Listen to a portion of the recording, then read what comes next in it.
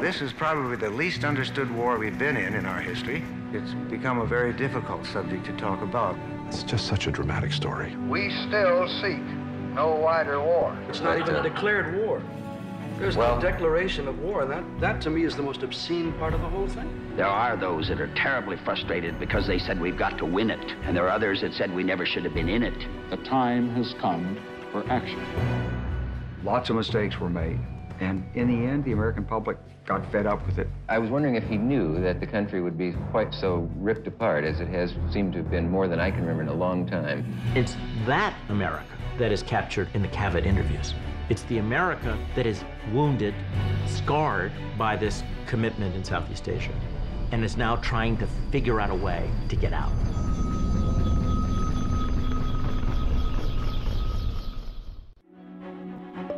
This program was made possible in part by the Corporation for Public Broadcasting and by contributions to your PBS station from viewers like you. Thank you. Ladies and gentlemen, Dick Cavett. I think everybody realizes by now that there's never been anything in our history to parallel the Vietnam War. All the analogies to other wars seem to be inadequate. Between 1968 and 1975, when my show aired on ABC, the Vietnam War was raging in Southeast Asia, and the reaction at home was intense. While I set out to do an entertaining talk show, you could not keep Vietnam out of the conversation. Bob Hope entertained the boys in Vietnam this Christmas. What did you do, Mr. Allen? This past Christmas, I tried to entertain our deserters in Canada.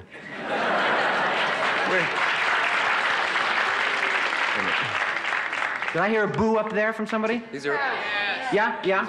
You know, you can come down here. If you disagree with me on any subject, we could come down here and sock each other in the mouth a couple of times. I must say it was kind of hard hosting a show with such a gigantic controversial subject, but I didn't mind having a variety of opinion. I think it makes it a lot more interesting. We've gone completely down the wrong path. It's a disaster. I have my opinions and my feelings on this war, and I support it from the start. I support it while I was there, and I support it now. White America right now is spending $30 million a day in Asia. Black and white boys are dying unjustly for nothing just to free somebody else. Are you proud of the record that our bombers have made over there? No, I'm not. They haven't done enough. There are 3 fire zones in Vietnam. Free fire zone, limited fire zone, and a no-fire zone. What does free fire zone Free mean? fire zone means you can shoot anything that wiggles. Men, women, children, right? Anything. And that's the policy which you're here to defend tonight. I'm throwing myself in front of the show to tell you that we have a message, and we'll be right back. Debate over the war took a startling turn for all of us when top-secret government documents were suddenly leaked to the press. This weekend, portions of a highly classified Pentagon document came to light for all the world to see and brought cries of outrage. The New York Times began publishing parts of a voluminous report that the Pentagon had drawn up on the causes and conduct of American involvement in Vietnam. Boy, that phrase, the Pentagon Papers, really came in like a bomb when that happened. The papers themselves are part of a 47-volume Pentagon history entitled, the exact title is History of the United States Decision-Making Process on Vietnam Policy, which was commissioned by former Secretary of Defense Robert McNamara. The study was begun in 1967, and it was completed a year and a half later. It represents the work of some 36 government and civilian officials.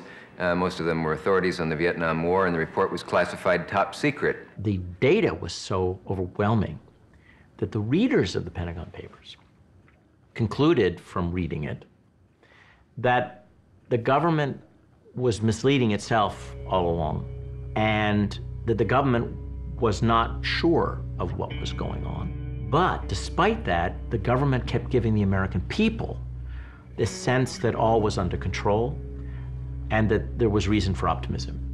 We will stand in Vietnam. Until I got into college, I don't think I ever read an editorial. I was about as ignorant as you could get of world affairs.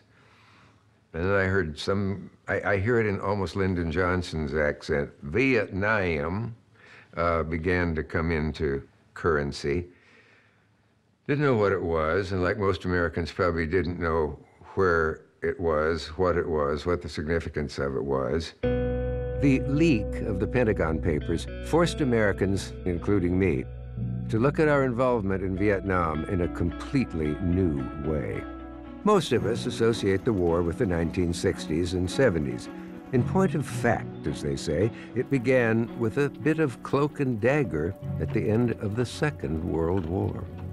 Prior to World War II, Vietnam had been a French colony.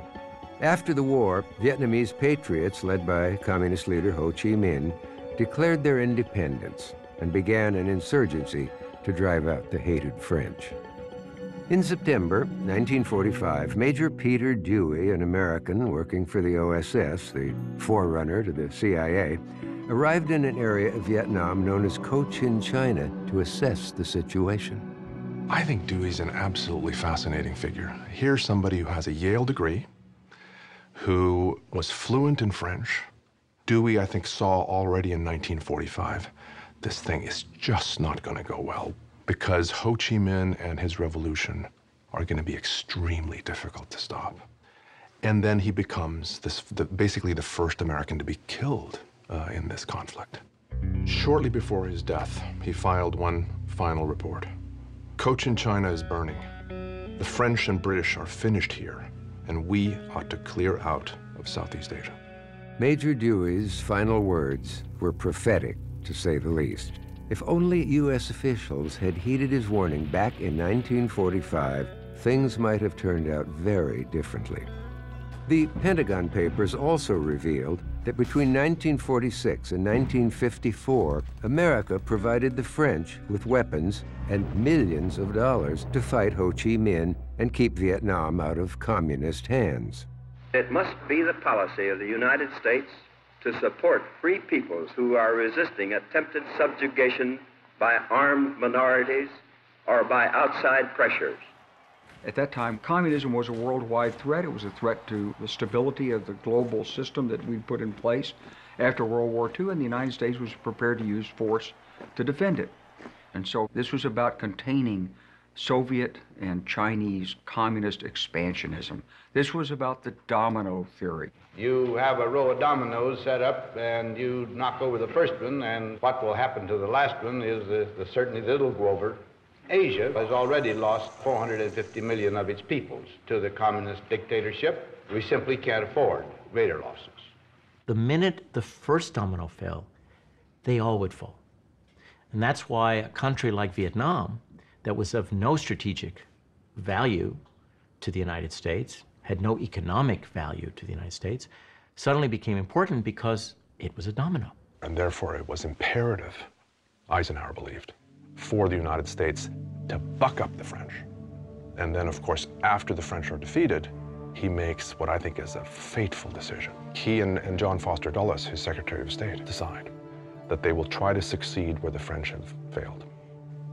The task becomes to build up a non-communist regime in the southern part of Vietnam that, with American support, will be able to compete toe-to-toe with Ho Chi Minh and his government, which now is in control in the north. The men on one side are fighting, and the men on the other side don't care and are deserting. Why is this? Why? Because the men on the other side feel they're fighting for freedom. They're fighting for freedom from domination by the white man and by the Westerner. Mm-hmm. And if they felt about communism the way we do, obviously the ones on our side would be the ones who are really fighting for freedom. And there hasn't been any freedom. There's been a dictatorship. In 1961, when Kennedy sent General Taylor, Taylor came back and said, there's no use pouring money in there unless we get political change. And then ZM staged a big campaign, a big propaganda campaign, and we gave him all that money and our boys and our help without demanding political changes. And that's what got us into the war. Our concern is to find the most effective way of sustaining the progress of the people of South Vietnam. Kennedy expanded American involvement in Vietnam very dramatically. The increase in the number of advisors, a vast increase in the amount of American equipment, helicopters, aircraft, artillery, ammunition, all kinds of military firepower. This under JFK, this same Kennedy, who privately, I believe, continues to have real misgivings about whether this thing can be won. Why does he do this? He's gearing up to run for re-election in 1964. Charges of being soft on communism are starting to be used. And he grasps, I think, that he needs to affirm American support for South Vietnam. We want to see a stable government there carrying on a struggle to maintain its national independence. We believe strongly in that. We're not going to withdraw from that effort. In my opinion, for us to withdraw from that effort would mean a collapse not only of South Vietnam, but Southeast Asia. So we're going to stay there. The president really didn't want Vietnam to dominate his agenda. Well, it didn't dominate John F. Kennedy's agenda, but it sure would dominate LBJ's agenda. My fellow Americans, as President and Commander-in-Chief, it is my duty to the American people to report that renewed hostile actions against United States ships on the high seas in the Gulf of Tonkin have today required me to order the military forces of the United States to take action in reply. It's a small attack, but it was the first incident of its kind that pitted North Vietnamese units, if you will, against U.S. ones. It happens in August of 1964, just before a national election, a presidential election. LBJ wants the authority to do what is necessary so that there are no surprises in Vietnam before the election. He wants to show strength and decisiveness. I think there was generally support for the president, for our efforts. The Congress passed the resolution known as the Gulf of Tonkin Resolution, which authorized the president to take whatever action was necessary, including military action. Now, that passed with only 2 dissenting votes. I was in the Senate when that resolution was adopted, voted for it, as did most all the other senators.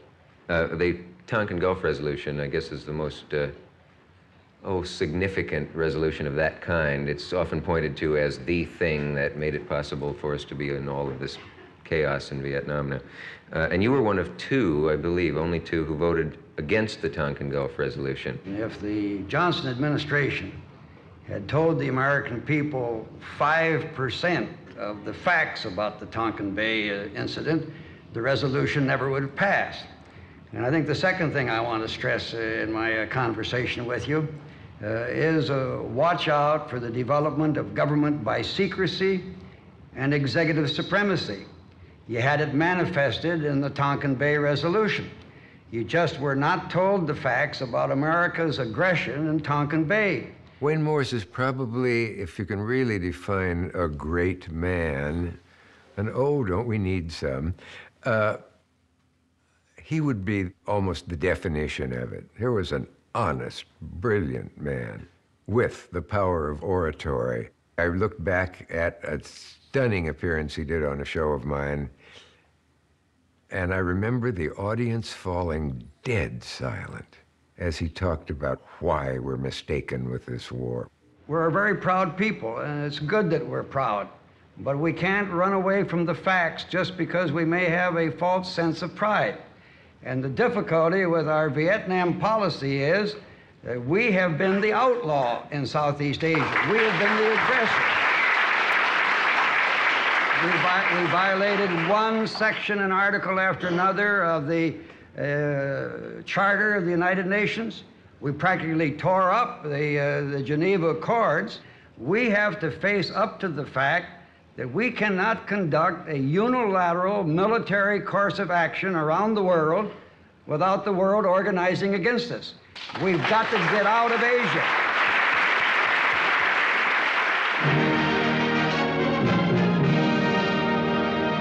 Arriving to make known his new decisions on Vietnam, President Johnson explains his actions in these historic words. I have asked the commanding general, General Westmoreland, what more he needs to meet this mounting aggression.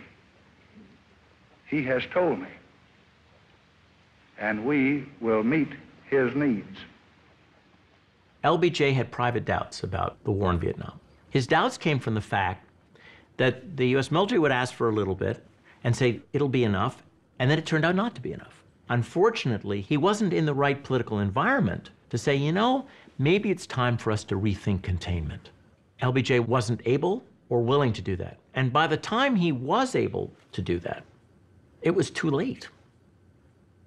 He had put in 500,000 troops. How is it and why is it that they proceed to do this, given what they themselves can see privately are the problems and the difficulties?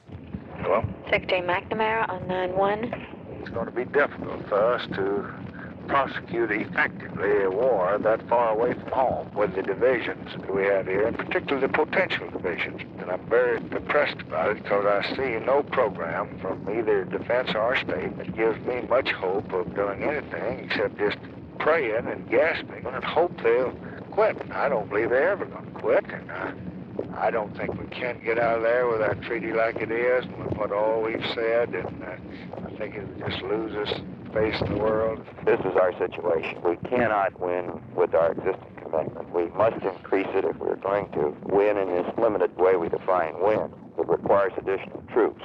I don't know that you want to go that far, and I'm not pressing you to. It's my judgment you should, but my judgment may be in error here. I think the reason they proceed is fundamentally because it's a hope. That's really all it is. That if they just apply a little more power, or ultimately actually a lot more power, but if they apply American military power in the way that it can be applied, somehow this thing will turn out okay. Robert McNamara was a scientist in a job that requires an artist. He lacked the imagination to think beyond numbers and doctrines and axioms. I mean, he knew we were losing, but he still stayed as Secretary of Defense. You can't do that. You can't. When the wrong course of action is taken, in your view, or when you can't bring a success and you're in a high position like that, leave office. It's a gift to the people of the United States. They trust you with the lives of their children. Don't abuse it. And I think the hardest thing for us in uniform to have accepted who fought in that period was that he didn't really believe in it. Hey, hey, LBJ, how many kids did you kill today? Hey, hey, LBJ, how many kids did you kill today? Anyone that is speaking out against this is speaking out as a patriotic American citizen, is speaking out in support of democracy. I think we have an obligation to do this, all of us. We're being not told the truth.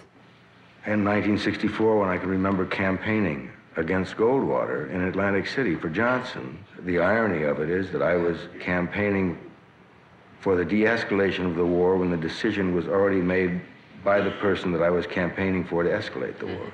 What about the people who say, what business do you actors have going out and influencing people? I think stick to your makeup.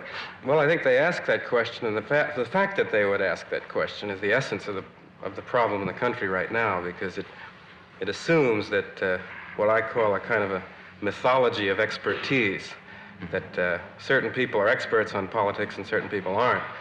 And I guess what's really gone wrong in the country, and particularly, naturally, you have to talk about the war over the past 10 years. We've all left it up to the experts. We all left it up to McNamara or to Johnson or whatever. Beatty basically understands the argument of David Halberstam's book, The Best and the Brightest, which is the best and the brightest of this country, at least as they were understood at the time, got us into this war and didn't know how to get us out of it. You know, we can't blame what's happened on Johnson and Nixon and the leaders. We have to blame it on ourselves. We weren't, I don't know about you, in 1963, I wasn't objecting to the war. I was busy trying to be a movie star and this and that. So I think we're all at fault in the country, and that I think the problem now in the country is an indifference. And I think that indifference is a result of the fact that we have been lied to by our leaders for 8 years, and we've lied to each other. When Warren Beatty says to Dick Cavett, in effect, that Americans are to blame, that we're all to blame for this war, I think he's speaking a kind of profound truth, that the circle of responsibility was wide. Congress is not asking tough questions. It's in part about the press failing to really hold the administration accountable. And finally, and I think this is what Warren Beatty was getting at, in terms of those critical early years when Vietnam is made into a large-scale American war, the American public is not willing to really say, look, why do we need to send American ground troops to this effort? And for all of our adult lives, we've been told, well, those people know things, and if you knew what the president knew, then you wouldn't be saying what you're saying. Well, we finally found out that we were right. Our instincts were right. We shouldn't have been killing those people. We shouldn't have been bombing those people. And it's up to people like you and me and the rest of us to say what we think and not be ashamed of what we think and not defer to experts. There are no experts, I think, when you're talking about questions of compassion and humanity. Sorry. All right. We will take a message. We'll be right back. Now, I'm not defending everything that was done in Vietnam. Don't misunderstand me. But I think the strategic equation was we believed we had a mission to stabilize the world. We were in favor of freedom and democracy and peace. They were in favor of communism, atheism, and war. If you put it in that context, the lines are pretty clear. And I think it wasn't just those of us at West Point. I think the majority of Americans saw it that way in 63, 64, 65. And it wasn't until really after the summer and fall of 1966 that opinion began to change. You know, I've tried to think back over how it happened that little by little I became concerned to the point where I wanted to take a direct political and emotional stand in certain issues. It started, I guess, about 4 years ago. I was living in France. And stories started coming in, as they do, easier in France than they do in America, about what's been going on in Vietnam. And, you know, I found it very difficult to believe. And I said to my French friends, if the Marines and our government are doing these things, they must be okay. I mean, we're Americans, so they must be okay. Then I started finding out more things. I started seeing film. I started hearing GIs talk. And I began to realize that maybe they weren't okay. And that maybe, as Americans, we are just as capable of atrocities, of mistakes, as all the other people in the world. We're no better, but we're no worse. And it's important for people to realize that just because the system says something is right, that it's right, maybe it's wrong. Well, once you face that, you have to start re-examining a lot of things. Many of us are old enough to remember the arrival of the phrase the anti-war movement, and it was colorful, spectacular, upset people. People said the anti-war movement's just a bunch of smelly hippies and you can't tell the boys from the girls because their hair's too long, all that sort of stuff. But it also had some very effective victories and it became a vast movement. The anti-war movement was my generation. I was wearing a uniform. I was married and, you know, I was getting ready to go to Vietnam. I looked at them with respect. But I don't think they really understood the total context of what we were trying to do over there. It forces a lot of Americans to look inside and ask themselves, what does it mean to be patriotic? And they didn't have the same answer. Parents and kids disagreed with each other. Grandparents and parents disagreed with each other. Kitchen table conversations around the country became heated. And there was a national divide. If you were to compile a short list of absolutely key moments in the Vietnam War, you would have to include Walter Cronkite's extraordinary broadcast in the wake of the Tet Offensive. That surprise attack by the communists caused the CBS anchor to do something he had never done before: step outside his role of impartial newsman and deliver an editorial. For it seems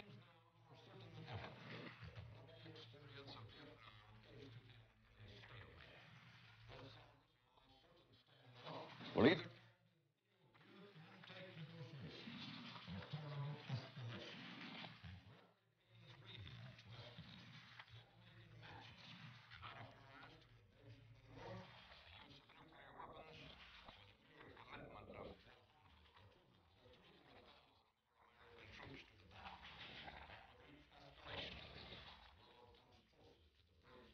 make disaster. I mean, Walter Cronkite in Vietnam is a guy who In 1965 is sort of on the team, goes out to Vietnam, does sort of good guy, you know, G.I. Joe interview, soldier, where are you from?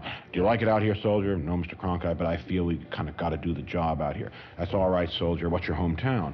And then, of course, later, Walter is the guy who goes out at Tet and declares the war over. It's the first time in American history that a war has been declared over by an anchorman. That was a huge impact when Walter Cronkite, the most trusted man in America, couldn't apparently take it any longer and said, I'm going to have to... When he went out there and did that Tet reporting, it had a powerful effect on Lyndon Johnson, who didn't like most television reporters, but liked Walter. You know, thought Walter cared about his country, in the phrase of Lyndon, you know. Yeah. And in addition, you know, if Walter, you know, he knew that if he'd lost, he said, if I've lost Walter Cronkite, I've lost Mr. and Mrs. Average American. He also believed a little bit, you know, he never believed the negative reporting that people like me were doing from there, but he believed that if Walter Cronkite was reporting negatively, then there had to be something to it. I think Lyndon Johnson, in a fascinating way, did anticipate that Vietnam would be his undoing. This is one of the tragedies of Johnson, because he saw that Americans were very much divided on this issue. And I think he feared that he would lose a full-scale national debate on the war. Good evening, my fellow Americans. I have lived daily and nightly with the cost of this war. I know perhaps better than anyone the misgivings that it has aroused. There is divisiveness among us all tonight. The house divided against itself is a house that cannot stand. Accordingly, I shall not seek, and I will not accept the nomination of my party for another term as your president. I was shocked by Johnson's words. I could imagine his staying on, winding up the war, and so on. But apparently that was not to be. It's a shame because it's such a cliche now, but he was such a potentially great president with his voting rights, all the various things that he did do well, but this botched his presidency tragically. The time has come for the American people to turn to new leadership not tied to the mistakes and the policies of the past. And I pledge to you tonight that the first priority foreign policy objective of our next administration will be bring an honorable end to the war in Vietnam. Then Richard Nixon gets elected, promising to end the war. Now, he doesn't tell people how, and he lets this myth of having a secret plan propagate. But he doesn't know how to do it. Mr. Allen. Yes. Oh, yes. I was wondering about you on New Year's and your resolutions, because I remember you had made some once in the past that were... New Year's resolutions for this year? Do you go in for that? I sometimes go in for it. My only New Year's resolution this year, I think I'm going to try and sleep through the Nixon administration, you know? Thank you. Will you welcome one of the greatest exports ever to come out of San Francisco, the great Jefferson airplane. Now, from the White House, here is the President. Since I took office 4 months ago, nothing has taken so much of my time and energy as the search for a way to bring lasting peace to Vietnam. I know that some believe that I should have ended the war immediately after the inauguration by simply ordering our forces home from Vietnam. This would have been an easy thing to do. It might have been a popular thing to do. But I would have betrayed my solemn responsibility as President of the United States if I had done so. Look what's happening out the street, got a revolution. Hey, I'm dancing down the street, got a revolution. Now ain't it amazing all the people I meet, got a revolution. One generation got old, one generation got sold. This generation got new, this generation no hold. Pick up the pride, and now it's time for you and me, got a revolution. Who take it from me, we will and who we. We are volunteers of America, volunteers of America, volunteers of America, volunteers of America,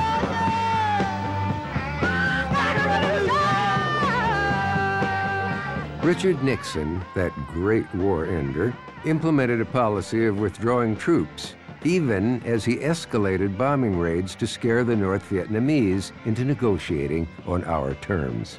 On April 30th, 1970, he announced the invasion of Cambodia to disrupt communist supply lines. College campuses across the country exploded in protest. On May 4th, the Ohio National Guard shot and killed 4 unarmed student demonstrators and wounded 9 others at Kent State University.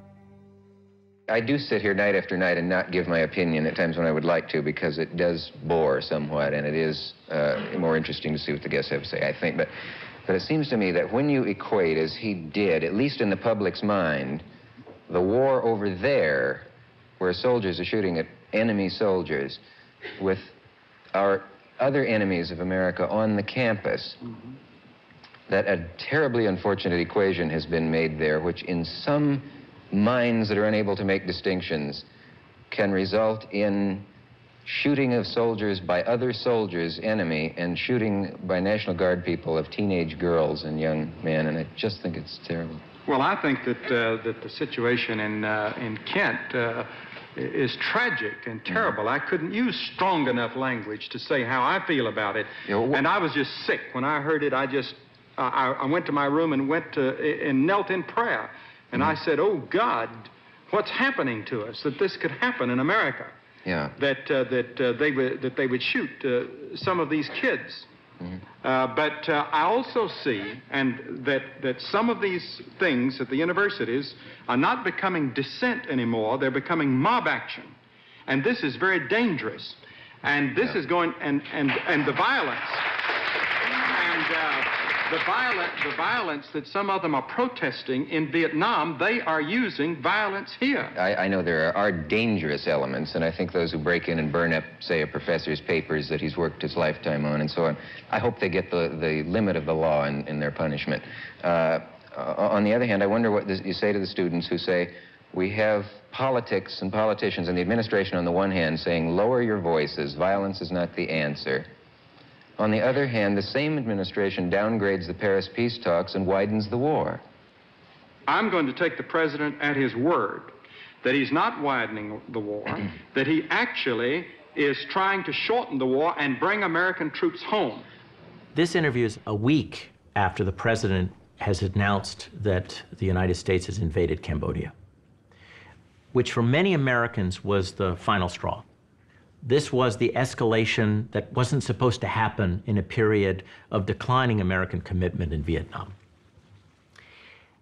The country is at a boiling point. There's no question the administration miscalculated and did not anticipate what the response would be to the Cambodian incursion, to the expansion of the war. I mean, what they're doing, what the administration is doing is expanding the war even as it's contracting the war. I know that viewers are constantly disturbed by the fact that there is a great deal of opinion expressed on shows like this, and why don't you have someone on to give the administration side? It happens that a lot of our guests are in show business, and a lot of the guests on a show like this do have opinions that are critical of any current administration, it seems, and certainly this one. I would like the administration's view to be told. If Herb Klein is listening now, I would like to invite someone to come on this show and say whatever he would like to say, because a lot of us are very confused and would like to know. I watch you often. In fact, I was watching you the other night, and you were. A very fine interview with Dr. Graham. You knew that you were the Herb Klein I was talking about then. I had some suspicion when you looked out and said. Yeah. I wonder, I guess right off the bat, if the president had any idea of the upheaval that would be caused in this country by the Cambodian move. Well, I think no one could anticipate the amount of upheaval, because there were other things that added into it since. The Kent State incident would be one of those things. On the other hand, if you recall what the president said, that he felt that the decision he had to make in cleaning out these sanctuaries, which have been communist strongholds, was one in which he was moving in a way which he felt had to be divorced from politics. He would rather be feeling that he was doing the right thing for American boys than to worry about the political consequences at this point. Has the president ever discussed with you the possibility of abandoning the war there? The reason that you say you can't withdraw right now is that to do so would be to allow perhaps the greatest bloodbath that ever took place. You'd just welcome the communists to come in and run over the area. It should be understood that the only key objective we really have is to bring this. We like to negotiate a peace as rapidly as possible, and we like to see that the people of South Vietnam have a free choice of their government. Can you stay with us for a bit? The gentleman who could join us now is a gentleman who was decorated in Vietnam as a war hero, and it might be interesting to talk to him. All right, I understand he's opponent, as a matter of fact, at this point, isn't he? Yes, he is. Yes. Well, I heard that we've booked a guy on the show who was actually there and in the war, and I thought, well, we've had several of those before, but I wasn't quite prepared for the fineness of the impression John Kerry made when he came on. With all due respect to the Director of Communications, I think the time has come for this country to try and cease to operate on a basis of its paranoia to communism. And quite frankly, when I was in Vietnam, I have to say to you that I just could never feel that I was there fighting to save that country, to make it safe for democracy. The only feeling you could have was that you were like the German, that you were there occupying another country. And really this feeling of imperialism is one that actually does pervade much of the world now when they look at the United States of America.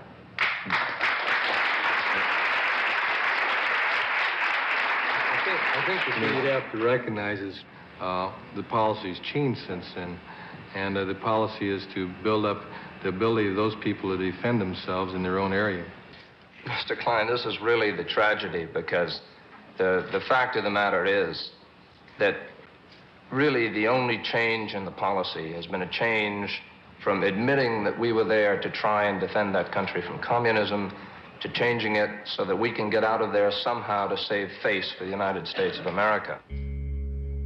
The problem is that Richard Nixon and his then National Security Advisor, Henry Kissinger, are going to try to find a way to get out of Vietnam without losing Vietnam. You have two powerful people in the White House who are playing risk, the game of risk, to try to control the outcome of the American withdrawal from Southeast Asia. And they forget that it's not a board game. The objectives were never very clear to start with. And I mean, in the broadest sense, they were to contain the advance of communism. But when you got down deeper and looked at it, it became difficult.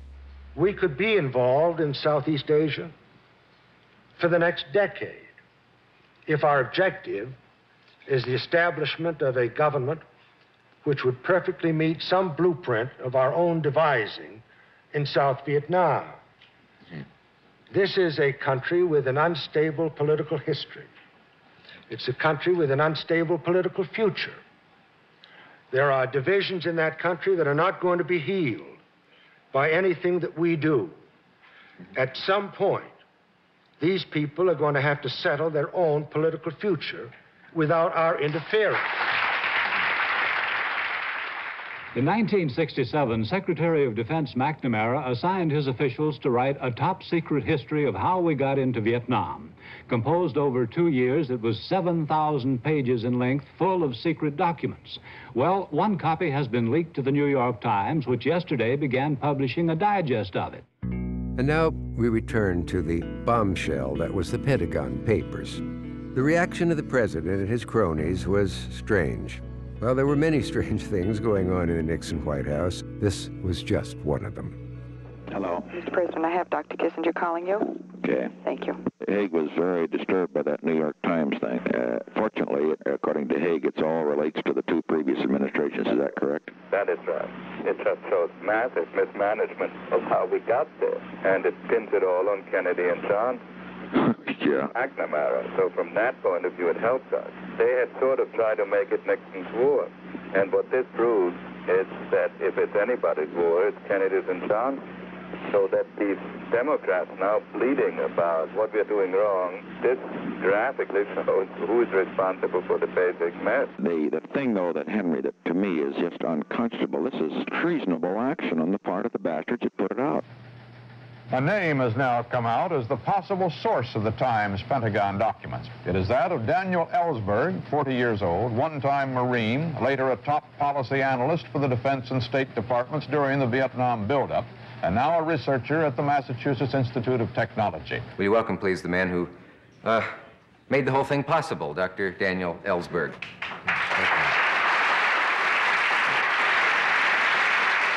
Ellsberg himself has turned against the war and is feeling that this thing has to be ended. What can I do as somebody who was supportive of the war effort, who understood what was happening and turned against it? What can I now do to somehow help bring this thing to an end?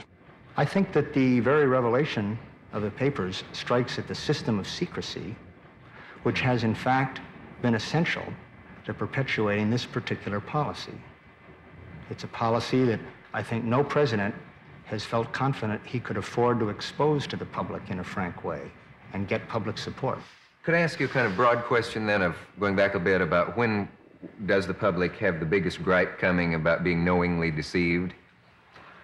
That's very hard to answer. Yeah. We're talking about a record of 25 years of untruth, covering 5 administrations. One can ask, which years did that untruth involve the public in more or less killing and dying than in other years? And obviously that's been very high in the last few years. I think they have a gripe going back to the Truman administration, though, when it comes to Truman's involvement of this country in the support of what the administration clearly recognized internally as American involvement in a French attempt to reestablish its colonial rule over Indochina. Yeah. No one wants responsibility for losing a war or for failing, as we have brought failure on ourselves in Indochina. No newspaper man, no congressman, no president, no member of the public. And that fear of responsibility has kept people who had the power to get us out from using that power as they should have, I think. The reaction to Ellsberg was from one extreme to the other. Guests were divided on it too. My friend, as he became Barry Goldwater, was radically opposed to the release, and he was hardly alone. A man like Ellsberg, well, what kind of a man do you think he is? Well, I'd compare him to Benedict Arnold. Really? Well, it's against the law to take top secret material. That's as plain as that. It's like saying you can't drive 100 miles an hour down Broadway, but you do it. Now, you know you're violating the law when you do it, but in a case like Ellsberg, or whatever his name is, deliberately taking what he knew to be top secret materials, I don't care what his motivation was. I'm certain it wasn't money, and I have to, if he wants to keep saying that he was motivated patriotically, I'd have to question his idea of what patriotism is. Oh, I had people write in and say, it's obvious you're a commie on the one hand, and people writing in saying, I'm glad you agree with me and other right-wingers, believe it or not. My favorite piece of hate mail is from Waco, Texas, a prominent capital of hate mail, I learned. I remembered accurately. My secretary tried to hide it from me. Dear Dick Cavett, you little sawed-off faggot communist shrimp. And there was a return address, and I wrote back, I'm not sawed off. It's a strange feeling I got yesterday when looking at the front page of the New York Times and saw Johnson and Nixon walking towards the library. And they looked so proud and happy. What great things they had done. Johnson lengthened the war 6 years. Nixon has started 3 wars since he's in there. You still, at one point you had stopped reading the papers, you said. It was just, there was too much bad news. I don't read the news at night when I go to bed, because it's just a remake of what's been going on all day. Now, and I want to hear it over again. Yeah. You know, and they show you a battlefield, and there are boys laying there dead and injured. And I don't want to see that when I go to bed at night. I have enough problems going to bed without that. Now we're finding that one of the terrible ironies of this war is that if it's, maybe the only thing worse than having to go to war is, in this case, to come home from it. After looking forward to the glorious day when they get back home, a lot of the veterans have found that things turned pretty sour very fast for them. They've described themselves as confused and disoriented and unable to adjust, and strangers to their friends and to their parents, uncomfortable among their old friends, unemployed, treated as undesirables in many cases. They've said, some of them, that they've gotten heroes' welcomes that nauseated them because they didn't feel like heroes, and confusion, on the other hand, at people who called them murderers and didn't want them around. We're not sure what will happen tonight. We're not here to prove anything. We're not here to debate the rightness or the wrongness of the war. That's been done everywhere, as you know. But we're going to talk to four guys who've been there. If we come up with any kind of common denominator, maybe that's all to the good. I don't know what will happen tonight. I know they don't all agree with each other. When you went over, you felt you were and we were and you were going to help. Right. When I went over there, I was over there December 13, 67. I came back January 30th, 69. I was one of the lucky ones to be there for the big show, 68, the Tet Offensive, where a lot of people got rubbed out, you know. Mm-hmm. And I say this, you know, okay, you sending all this money over there to troops. The war could have been won by 1965 if the people in the White House, the governors, and what else have you up there, would stop playing around while they're trying to get a vote through or decide. There's guys 18 to 25 years old dying out there. And the decisions are too long. They play around too much while they're playing with our lives. I was actually ashamed of taking part over there in Vietnam and being in the Army. Like I say, that's how I feel. I was ashamed of being over there. I'm ashamed of being in the Army for going over there. And I never got to go to jail before I'd go there again. That's how I feel. We've always heard that demonstrations in this country hurt the morale of the guys over there. Who wants to say whether it did or not?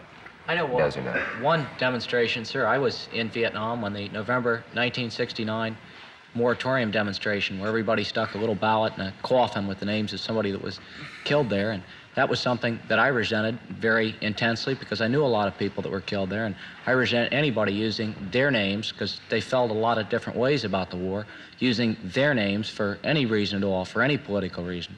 No, you got to understand something about this war. There are guys that are fighting this war that go out in the field, and that's it, man. You are out in the field. You don't have hot meals. You don't have the life of Raleigh. Right. You're out there. You're humping the bush, that's all. And you're fighting every single day. It's no picnic. Everybody, they're so willing to commit our guys, you know, support our boys in Nam. That can be taken two ways. Support our boys in Nam, as President Nixon would say, you know, keep them over there and wave the flag for what they're doing. But the guys over there, when they hear support our boys, that means one thing. At least it did with the Marines I was with. Bring me home. And if we think that when the last troops are out of Vietnam, that the war is really over, it really isn't. It's going to live in the hearts and minds of the people who've been there for the rest of their lives. It's going to affect their children. It's going to affect our entire culture and our society. There's a legacy from this war. There have been legacies from other wars, but this is a very special legacy. Oh, beautiful four-station skies. In 1982, I was at the opening day of the Vietnam Veterans Memorial. I was in uniform as an Army Lieutenant Colonel. I'd finished my battalion command. I was wearing my Purple Heart. It had been 12 and a half years since I'd been shot. I was basically over my wounds.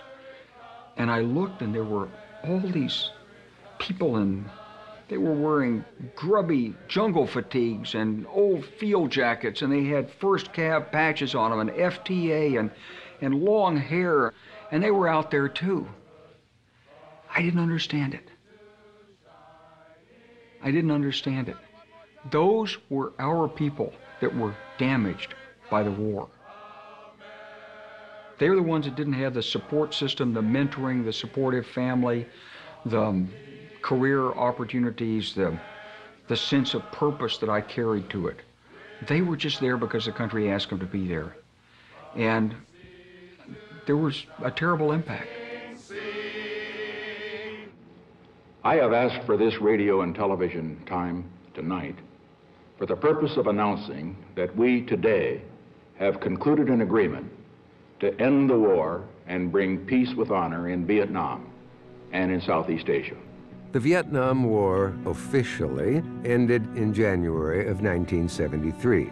National Security Advisor Henry Kissinger and his Vietnamese counterparts from the North and South signed peace accords in Paris.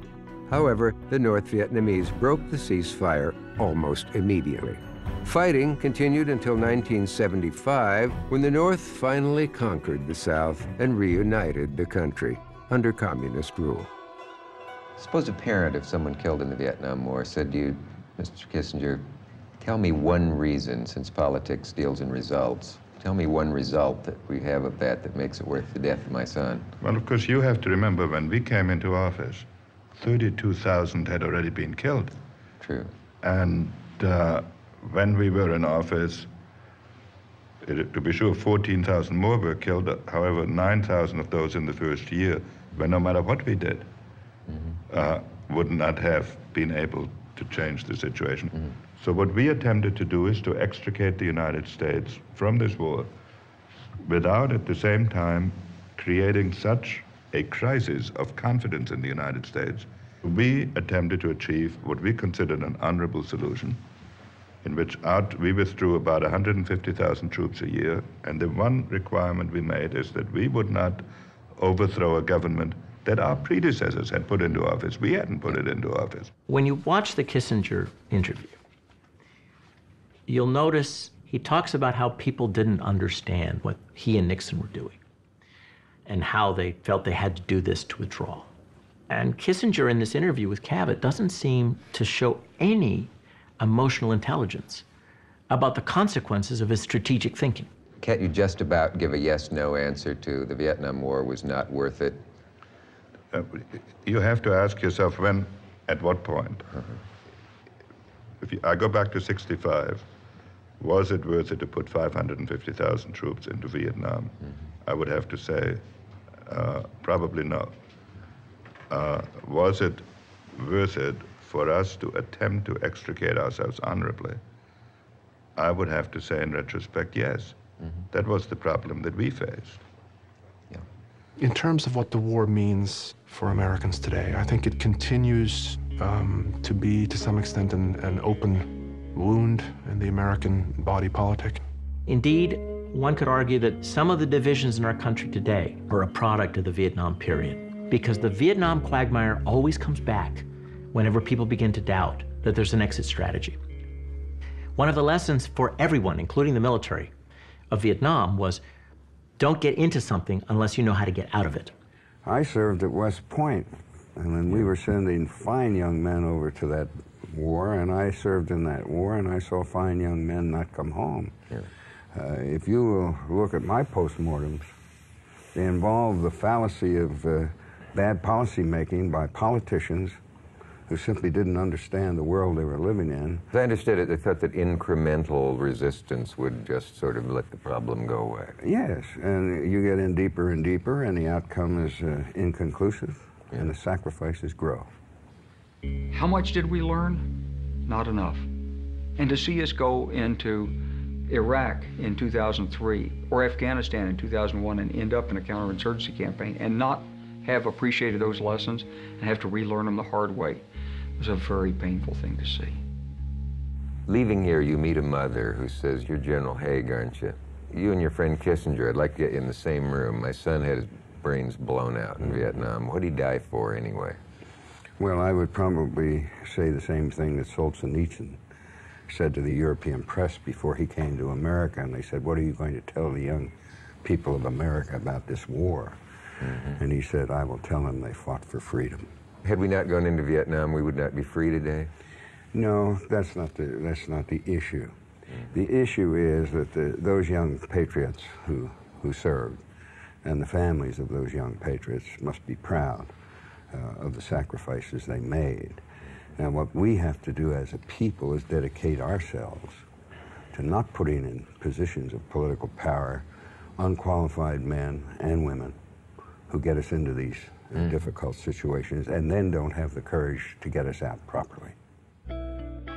I've had so many compliments about you were brave enough to have this on about the war and that, and first one to have veterans and the first one to the phrase cutting edge inevitably comes up, that I didn't consciously do that. I just couldn't imagine how you could not. This program was made possible in part by the Corporation for Public Broadcasting and by contributions to your PBS station from viewers like you. Thank you.